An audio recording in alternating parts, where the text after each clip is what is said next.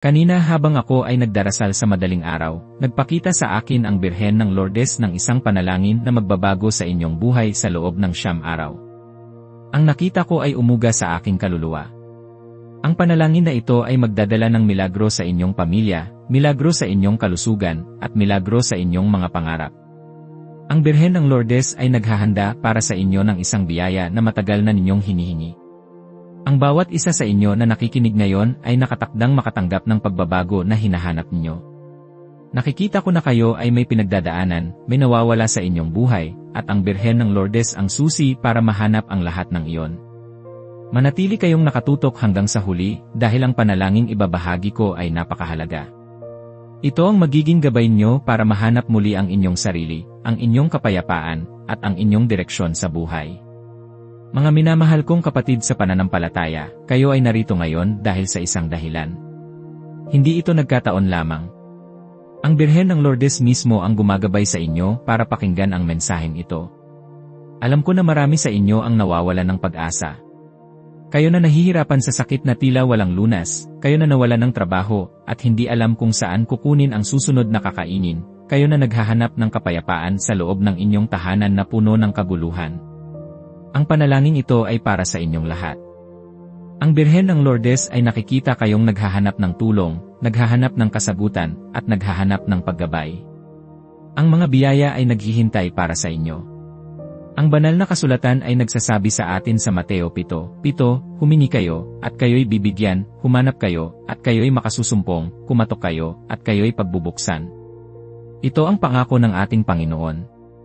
At sa pamamagitan ng Birhen ng Lourdes, ang mga pangakong ito ay nagiging totoo sa ating buhay. Si Santa Bernadette ay nagturo sa atin ng kahalagahan ng pananampalataya at pagtitiwala sa kalooban ng Diyos sa pamamagitan ng Birhen. Ang Birhen Maria ay nagpakita kay Bernadette bilang ang Imakuladang Konsepsyon, isang tanda ng kanyang kadalisayan at ang kanyang kapangyarihan bilang tagapamagitan. Sa Lourdes ay nalaman ng mundo na ang tubig ay maaaring maging instrumento ng pagpapagaling at ang pananampalataya ang susi sa mga himala. Kayo na palaging nagko-comment dito, ang inyong mga pangalan ay nasa aking panalangin araw-araw. Binabasa ko ang bawat comment ni Maria, Jose, Ana, at ang iba pa ninyong mga pangalan na nagbabahagi ng inyong mga pagsubok at pangarap. Mga tapat na deboto tulad ninyo ang dahilan kung bakit patuloy akong gumagawa ng mga gabay na panalangin na ito. Ang Birhen ay nakikita ang inyong katapatan, ang inyong pagtitiwala, at ang inyong mga luha. Huwag kayong mag-alala, hindi niya kayo pababayaan. Ang mga santo ay nagsasabi na ang pagdarasal ng rosaryo ay isang makapangyarihang sandata laban sa kasamaan at isang mabisang paraan upang makamit ang mga biyaya mula sa langit. Ang Birhen mismo ang humiling kay Santa Bernadette na magdasal ng rosaryo. Kaya, ngayong umaga, ating isasama ang pagdarasal ng rosaryo sa ating paghahanap ng paggabay at pagpapagaling. Sa aking paglalakbay sa Lourdes, naramdaman ko mismo ang kapangyarihan ng panalangin sa harap ng groto. Nakita ko ang mga taong may matinding karamdaman na gumaling, ang mga nawalan ng pag-asa na nabigyan ng bagong simula, at ang mga kaluluwang ligaw na natagpuan ang kanilang daan pabalik sa Diyos. Ang mga himala ay nagpapatunay sa walang hanggang habag ng Birhen. Marami sa atin ang nawawala, hindi lang sa pisikal na bagay kundi pati na rin sa espiritual. Kayo na nakaramdam ng pagkaligaw sa inyong pananampalataya, kayo na naghahanap ng direksyon sa inyong buhay, ito ang oras para balikan ang inyong mga ugat, ang inyong pananampalataya. Sa ating modernong panahon, napakadali nating maligaw. Ang ingay ng mundo, ang mga panggigipit ng lipunan, ang mga personal na pagsubok ay maaaring magdulot ng pagkalito at kawalan ng pag-asa. Ngunit ang Birhen ng Lourdes ay narito upang gabayan tayo pabalik sa kapayapaan, pabalik sa Diyos. Ang pagkaligaw sa buhay ay hindi lamang tungkol sa hindi paghahanap ng isang bagay na nawawala, ito ay tungkol din sa paghahanap ng ating layunin, ng ating kapayapaan, ng ating kaligayahan. Kayo na hindi makatulog sa problema, kayo na nahihirapan sa pagpapatawad sa inyong sarili o sa iba, kayo na dumaan sa pagsubok na tila walang katapusan, ang panalangin ito ay magbibigay ng lunas. Lahat ng nawala ng trabaho at naghahanap ng bagong simula, lahat ng nagdurusa sa karamdaman, at lahat ng naghahanap ng kapayapaan sa gitna ng kaguluhan, kayo ay makakatanggap ng kasagutan. Ang pag-asa ay isang mahalagang bahagi ng ating pananampalataya. Tulad ng sinabi ng Papa sa kanyang mga turo, ang pag-asa ang nagpapagana sa ating pananampalataya. Kahit na sa pinakamadilim na sandali, kailangan nating kumapit sa pag-asa na ang Diyos ay may plano para sa atin. Ang Birhen ng Lourdes, bilang ina ng pag-asa, ay nagbibigay inspirasyon sa atin na huwag sumuko, na patuloy na maniwala sa mga himala. Ang panalangin ay hindi lamang paghingi, ito ay pakikipag-ugnayan sa Diyos, isang pagpapakita ng ating pagtitiwala sa Kanyang kapangyarihan. Ito ay isang pagkilala na hindi natin kayang mag-isa at kailangan natin ang Kanyang biyaya at paggabay. Ang panalangin na ito ay hindi lamang isang simpleng pagbigkas ng mga salita, ito ay isang paglalakbay ng kaluluwa, isang pakikipag-ugnayan sa Birheng Maria na magbubukas ng pinto sa mga biyaya ng Diyos. Sa mga susunod na araw, kayo ay makakaranas ng kapayapaan na matagal na ninyong hinahanap. Kayo ay makakatanggap ng solusyon sa mga problemang gumugulo sa inyong isipan. Sa loob ng 7 araw, kayo ay magsisimulang gumaling, hindi lang sa pisikal kundi pati na rin sa espiritual. Lahat ay makakatanggap ng biyaya sa 14 na araw, biyaya sa pinansyal, biyaya sa pamilya, biyaya sa kalusugan, at ang inyong buhay ay magbabago sa 21 araw, isang komprehensibong pagbabago na magdadala sa inyo sa isang mas masaya at mas makabuluhang buhay. Ito ay mangyayari sa bawat nanonood, sa bawat isa sa inyo na may pananampalataya. Alalahanin niyo si Santa Bernadette, na sa kanyang kababaang loob at pananampalataya ay nakaranas ng mga pagpapakita ng Birhen. Hindi siya nag-alinlangan sa gitna ng pagsubok at pagdududa. Ang kanyang katatagan ay nagpapakita sa atin kung paano dapat harapin ang mga pagsubok sa buhay, nang may pananampalataya, pagtitiwala, at pagpapakumbaba. Ang kanyang kwento ay nagbibigay diin na kahit ang pinakamaliit sa atin, sa tulong ng Birhen, ay maaaring maging instrumento ng mga himala. Ang banal na kasulatan ay puno ng mga halimbawa kung paano tinutulungan ng Diyos ang mga nawawala. Sa Lucas 15, isinasalaysay ang parabola ng nawawalang tupa, ang nawawalang pilak, at ang nawawalang anak. Sa bawat isa, ang Panginoon ay nagagalak kapag ang nawawala ay natagpuan. Ang Birhen ng Lourdes, bilang ating ina, ay patuloy na naghahanap sa atin, lalo na kapag tayo ay naliligaw, para ibalik tayo sa kawan ng Diyos. Ang panalangin ay ang ating paghahanap, at ang sagot ng Birhen ay ang paghahanap nila sa atin. Ngayon, ating sisimulan ang panalangin na magbubukas ng pinto sa mga biyaya ng Birhen ng Lourdes. Ang panalangin na ito ay gagawin natin ng may buong puso at pananampalataya. Ulitin natin ang panalangin na ito sa loob ng 9 na araw, tulad ng isang novena, upang lubusang maranasan ang kapangyarihan nito. Ang 9 na araw ay isang sagradong bilang sa ating simbahan, na sumisimbolo sa pagtitiis at paghihintay ng pagdating ng banal na espiritu. Huwag kayong magmadali sa panalangin ito. Bawat salita ay may kapangyarihan. Huminga kayo ng malalim, ipikit ang inyong mga mata kung gusto ninyo, at isipin ang Birhen ng Lourdes na nakatayo sa harap ninyo, puno ng habag at pagmamahal. Sa ngalan ng Ama, at ng Anak, at ng Espiritu Santo. Amen. O Birhen ng Lourdes, ina ng awa at pag-asa, kayo na nagpakita kay Santa Bernadette sa Groto ng Masabiel, dinggin niyo ang aming mapagpakumbabang panalangin. Kami ay lumalapit sa inyo ngayon na may pusong puno ng pag-asa at pananampalataya. Nakikita ko ang bawat isa sa inyo, o Birhen, na naghahanap ng paggabay sa gitna ng pagkalito. Kayo na nawawala ang direksyon sa buhay, tulungan niyo kaming makahanap muli ng aming daan. Kayo na nawawala ng pag-asa, punuin niyo ang aming mga puso ng bagong sigla. Kayo na may sakit, idulog niyo kami sa inyong anak na si Jesus, ang manggagamot ng lahat. O mahal na ina, sa inyong mga kamay inilalagay namin ang lahat ng aming nawawala, ang aming kapayapaan, ang aming kalusugan, ang aming mga trabaho, ang aming mga pangarap, ang aming mga minamahal na naliligaw ng landas. Kayo ang bituin ng dagat, ang aming gabay sa gitna ng bagyo. Hindi namin alam kung saan magsisimula, ngunit sa inyong pamamagitan, naniniwala kami na matutuklasan namin ang mga kasagutan.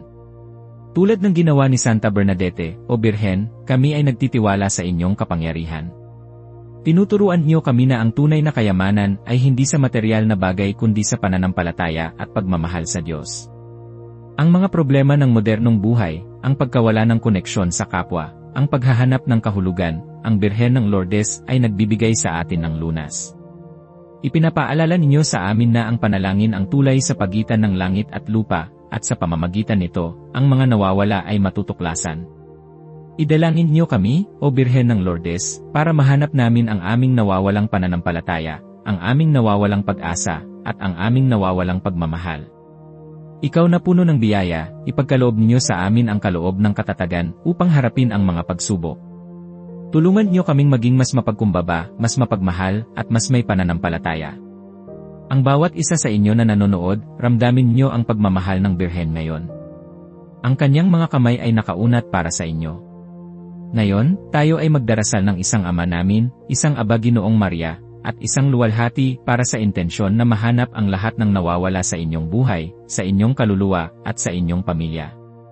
Ito ang puso ng ating panalangin sa Birhen ng Lourdes. Ama namin, sumasalangit ka. Sambahin ang ngalan mo. Mapasa amin ang kaharian mo. Mangyari ang loob mo, dito sa lupa para nang sa langit. Bigyan mo kami ngayon ng aming kakanin sa araw-araw. At patawarin mo kami sa aming mga sala, para ng pagpapatawad namin sa nagkakasala sa amin.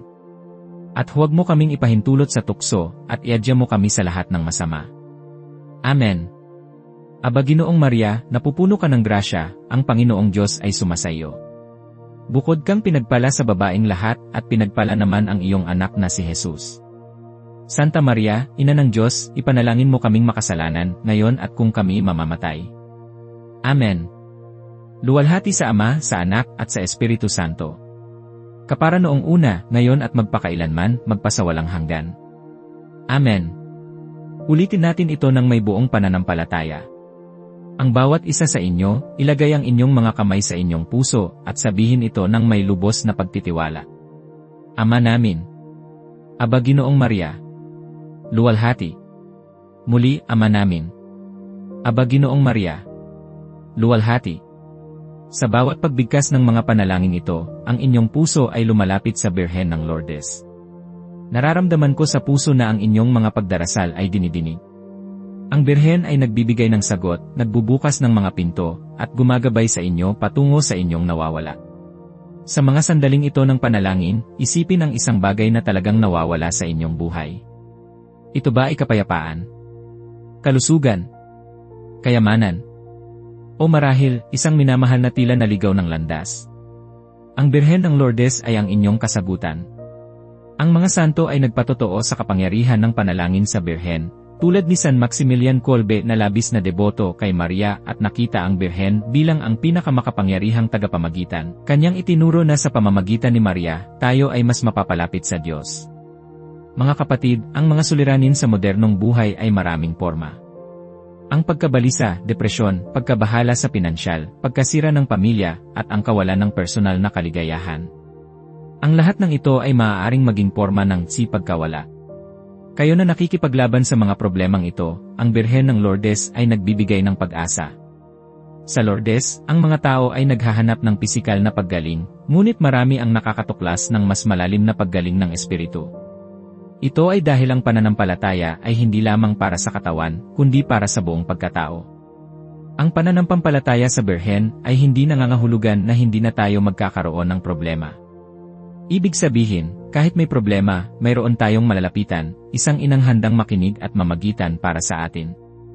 Ang Birhen ay hindi direktang gumagawa ng himala, idinudulog niya tayo sa kanyang anak. Tulad ng isang ina na nagmamakaawa sa kanyang anak para sa kapakanan ng kanyang mga anak. At si Jesus, dahil sa kanyang walang hanggang pagmamahal sa kanyang ina, ay hindi maaaring tanggihan ang kanyang kahilingan. Ating isipin ang mga salita ng Panginoong Jesus, "Ako ang daan, ang katotohanan, at ang buhay. Walang makapupunta sa Ama kundi sa pamamagitan ko." Juan 14:6. At ang Birhen Maria ay nagtuturo sa atin na si Jesus ang daan. Sa Kana, sinabi niya, "Gawin niyo ang anumang sabihin niya sa inyo." Juan 2:5. Ito ang mensahe ng Lourdes, bumalik sa Diyos sa pamamagitan ng pananampalataya, panalangin, at penitensya. Ngayon, ating ipagpapatuloy ang ating debosyon sa Birhen ng Lourdes. Ipapaalala ko sa inyo na ang panalangin ito ay may bisa sa loob ng 9 na araw. Bawat umaga, muling panoorin ang video na ito at ulitin ang mga panalangin ng may pananampalataya. Ito ay magiging inyong personal na novena sa Birhen ng Lourdes para sa paghahanap ng nawawala. O Birhen ng Lourdes, aming inang mahal. Kayo na sa Masabiel ay nagpakita at nagbigay ilaw. Sa puso't kaluluwa, kayo'y aming kasama. Sa bawat pagsubok, kami inyong ginagabayan. Kayo ang liwanag sa madilim na daan. Ang pag-asa sa pusong nawawalan. Sa inyong kapangyarihan, kami nagtitiwala. Bawat nawawala ay muling makikita. Kayo na nagsabi kay Bernadette na magdasal ng rosaryo at penitensya para sa kaluluwa't mahal. Kami lumalapit, o Inang mapagpala. Kayo'y pakinggan aming mga panata. Tulungan niyo kami na mahanap ang kapayapaan sa pusong ligaw na walang patutunguhan. Ang aming sakit, aming mga pasakit, sa inyong pagmamahal ay aming iakyat. O Birhen ng Lourdes, aming tagapamagitan, hilingin niyo sa Diyos aming kasagutan. Ang aming mga hiling sa inyo'y inilalatag. Sa inyong mga kamay, aming pangarap. Isipin inyo ang kapangyarihan ng tubig sa Lourdes. Maraming himala ang nangyari dahil sa tubig na iyon, ngunit hindi ang tubig ang gumagawa ng himala, ito ay ang pananampalataya ng tao. Ang Birhen ng Lourdes ay nagbibigay ng pahiwatig, isang instrumento para sa ating pananampalataya. Ang tunay na paggaling at pagtuklas ng nawawala ay nagmumula sa Diyos, sa pamamagitan ng Birhen. Kayo na may matinding pinagdadaanan, kayo na naghahanap ng paggaling mula sa isang pisikal na karamdaman, o kayo na naghahanap ng paggaling mula sa isang sugat sa puso. Ang Birhen ng Lourdes ay narito upang tulungan kayo. Sinasabi sa akin ng mga santo na ang pagtitiwala ay ang pinakamalaking regalo na maibibigay natin sa Diyos. Ang pagtitiwala na kahit hindi natin nakikita, siya ay kumikilos. Natatanggap kong Vedans na ang panalangin na ito ay magbubukas ng isang bagong kabanata sa inyong buhay, isang kabanata ng pagpapagaling at pagtuklas. Sa bawat isa sa inyo, ramdamin nyo ang pag-ibig ng Birhen. Ang kanyang yakap ay narito para sa inyo. Huwag kayong matakot magpahayag ng inyong mga pinakamalalim na takot at pangangailangan. Ang Birhen ng Lourdes ay nakikinig sa bawat himutok ng inyong puso. Ang kanyang pagmamahal ay walang hanggan, at ang kanyang pagnanais na tulungan kayo ay dalisay at totoo. Ating ipagpatuloy ang ating taimtim na panalangin sa Birhen ng Lourdes, humihingi ng kanyang pamamagitan para sa lahat ng nawawala sa ating buhay. Magsimula tayo ng isang dekada ng banal na rosaryo para sa intensyong ito. O Birhen ng Lourdes, Ina ng Diyos at Ina namin, nagpapakumbaba kami sa inyong harapan, puno ng pananampalataya at pag-asa. Dalangin namin ang isang espesyal na biyaya para sa bawat isa sa inyo na nanonood. Na mahanap ang nawawala, maging ito man ay kapayapaan, kalusugan, trabaho, o isang mahal sa buhay. Ibinibigay namin ang aming mga hiling sa inyong mapagmahal na puso. Gawing natural na bahagi ng pagsasalita ang pagdarasal ng rosaryo, hindi bilang listahan. Sa ngalan ng Ama, at ng Anak, at ng Espiritu Santo. Amen. Sumasampalataya ako sa Diyos Amang makapangyarihan sa lahat, na may gawa ng langit at lupa. Sumasampalataya ako kay Hesukristo, iisang anak ng Diyos, Panginoon nating lahat, na ipinanganak ni Santa Mariang Birhen, ipinako sa krus, namatay at inilibing, na naog sa kinaroroonan ng mga yumao, nang may ikatlong araw na buhay na mag-uli, umakyat sa langit, naluluklok sa kanan ng Diyos Amang makapangyarihan sa lahat, doon magmumula ang paghuhukom sa nangabubuhay at nangamamatay na tao.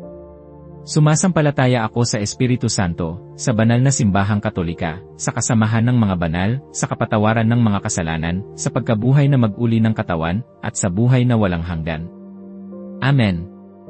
Ama namin. Isalae. Aba Ginoong Maria. Tatluras, para sa pananampalataya, pag-asa, at pag-ibig. Luwalhati. Isalae. O Jesus ko, patawarin mo ang aming mga sala, iligtas mo kami sa apoy ng impyerno, at dalhin mo ang lahat ng kaluluwa sa langit, lalo na yaong higit na nangangailangan ng iyong awa. Misteryo ng liwanag, ang pagtuturo sa sarili ng mga nawawalang biyaya.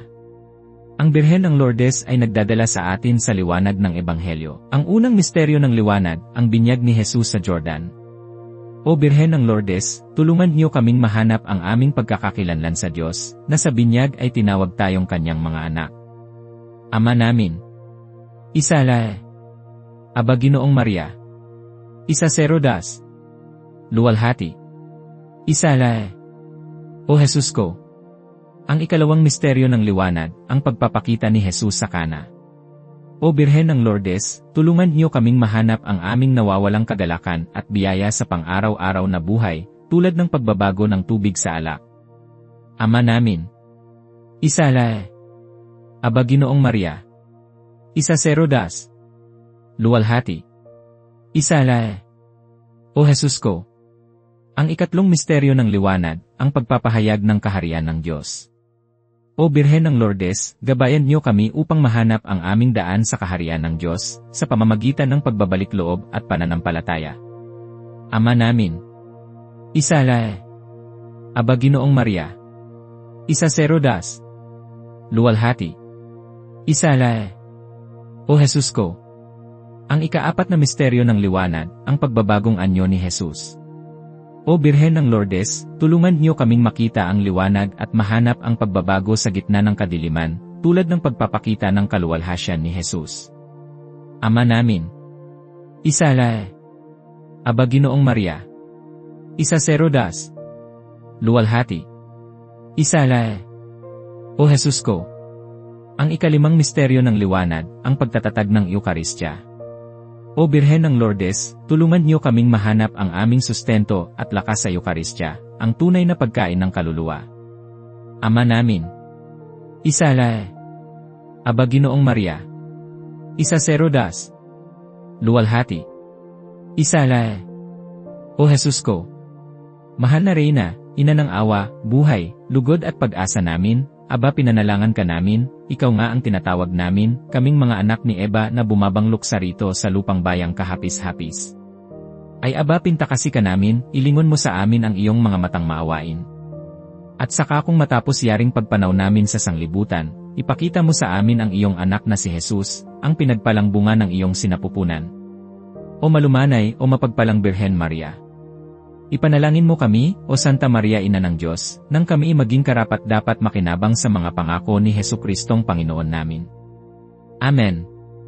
Mga minamahal kong kapatid, nararamdaman ko ang pagdaloy ng banal na espiritu sa mga sandaling ito. Ang Birhen ng Lourdes ay narito kasama natin, nakikinig sa ating bawat dalangin. Kayo ay makakatanggap ng kasagutan. Huwag kayong mag-alinlangan. Ang mga himala ay totoo. Ang pagpapagaling ay totoo. Ang paghahanap ng nawawala ay totoo. Bawat isa sa inyo, tanggapin niyo ang biyaya na inihanda ng Birhen para sa inyo. Ang inyong pananampalataya ay nagbibigay buhay sa mga panalangin na ito. Ang Birhen ay naghahanda para sa inyo ng isang landas na puno ng kapayapaan, kagalakan, at kaganapan. Huwag kayong susuko. Kayo ay may katatagan. Kayo ay may pag-asa. Kayo ay may Birhen ng Lourdes. Ngayon, sa pagtatapos ng panalangin na ito, tandaan ang mga pangako ng Birhen ng Lourdes. Ang panalangin na ito ay hindi magwawakas dito, ito ay nagsisimula sa inyong puso ngayon. Ipagpatuloy ninyo ang panalangin na ito sa loob ng 9 na araw, at makikita ninyo ang mga pagbabago sa inyong buhay. Ang Birhen ng Lourdes ay patuloy na gumagabay sa inyo, sa bawat hakbang ng inyong paglalakbay. Huwag kalimutan na isulat ang inyong pangalan sa comments para makapagdasal ako para sa inyo, para sa inyong mga intensyon, at para sa inyong mga nawawala. I like ang video na ito bilang act of faith sa kapangyarihan ng Birhen ng Lourdes at sa mga himala na ihahatid niya sa inyo. At para maikalat ang biyaya ng panalangin ito, i-share sa 9 na tao ang sagradong numero ng novena upang mas maraming kaluluwa ang makahanap ng paggabay at tulong sa Birhen ng Lourdes. Ang susunod nating pag-uusapan ay tungkol sa paano maging instrumento ng Birhen ng Lourdes sa buhay mo, kaya abangan nyo. Patuloy tayong magkaisa sa panalangin, at patuloy tayong manalig sa Birhen ng Lourdes. Pagpalain kayo ng Birhen ng Lourdes at ng ating Panginoong Hesukristo. Amen.